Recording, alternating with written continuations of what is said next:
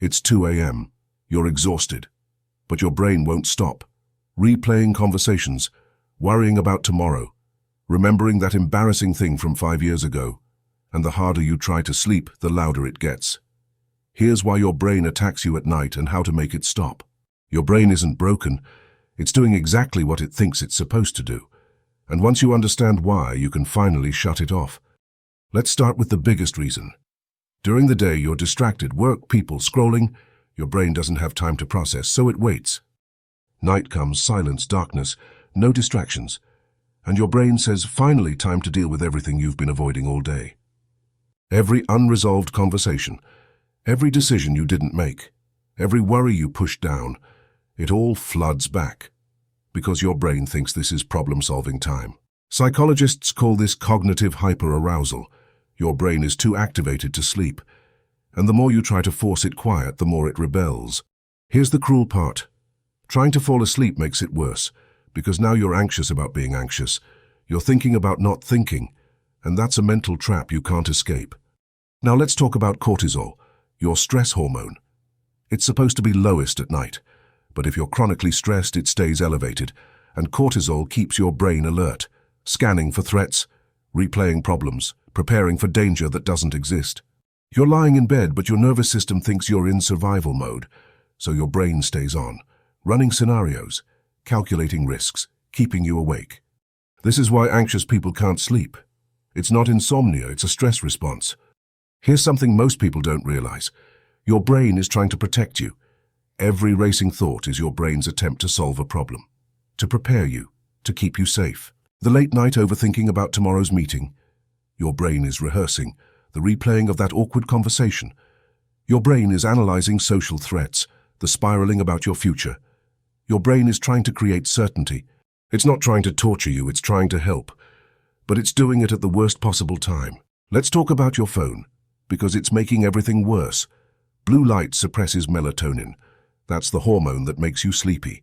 So when you're scrolling before bed, you're actively blocking your brain's ability to wind down. But it's not just the light. It's the content, news, drama, social media. You're feeding your brain stimulation right before you expect it to shut off. That's like drinking coffee and wondering why you can't sleep. Your brain needs a buffer zone, a transition period between awake mode and sleep mode. Scrolling eliminates that buffer, so your brain stays wired. Here's another thing stealing your sleep. Unfinished business.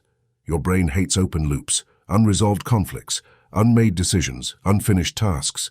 Psychologists call this the Zeigarnik effect. Your brain keeps incomplete tasks active in your working memory.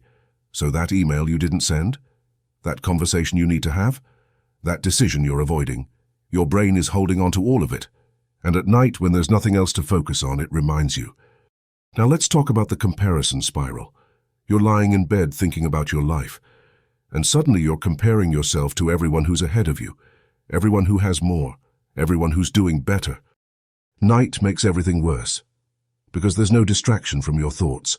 So small worries become catastrophic, minor insecurities become existential crises, and your brain spirals. Therapists call this catastrophic thinking. Your brain takes one worry and extrapolates it to the worst possible outcome. I'm behind on this project becomes I'm going to get fired, becomes I'll lose everything. And at 3 a.m., it all feels true. So how do you actually make your brain shut up? First, brain dump before bed. Write down everything on your mind, every task, every worry, every thought. Get it out of your head and onto paper. This signals your brain that it's handled. The loop is closed. Second, no screens 1 hour before bed, none. Your brain needs the buffer. Read, stretch, sit in silence. Let your nervous system wind down. Third, progressive muscle relaxation. Tense and release every muscle group. This signals your body that it's safe, that there's no threat, and your brain will follow.